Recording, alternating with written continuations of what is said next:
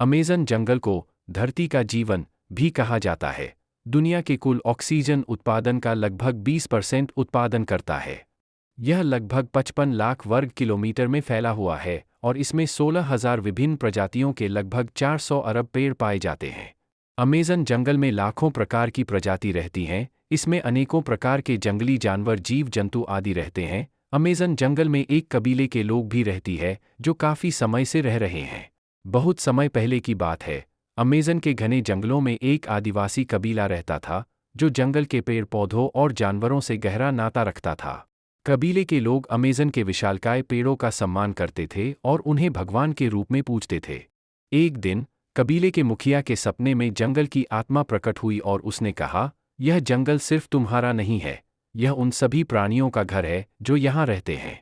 इसका संरक्षण करना तुम्हारा कर्तव्य है। मुखिया ने यह संदेश कबीले के लोगों तक पहुंचाया और तभी से वे जंगल की देखभाल में और भी समर्पित हो गए। वे केवल उतने ही पेड़ काटते थे जितने की जरूरत होती थी और हमेशा नए पौधे लगाने का नियम बनाते थे। लेकिन समय के साथ बाहरी लोग अमेज़न में आकर बसने लगे और जंगल को काटने लगे। कबीले के लोग उनसे लड़ते रहे, लेकिन उनकी संख्या कम थी। एक दिन मुखिया ने जंगल की आत्मा से प्रार्थना की और कहा, हम अकेले इस विशाल जंगल की रक्षा नहीं कर सकते, हमें तुम्हारी मदद चाहिए।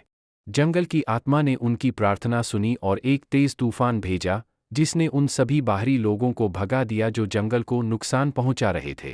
कबीला खुश हुआ और उन्होंने फिर से जंगल की देखभाल करने का संकल्प लिया। कहते हैं कि आज भी उस कबीले के वंशज अमेज़न जंगल की रक्षा करते हैं और जंगल की आत्मा का आशीर्वाद उनके साथ रहता है।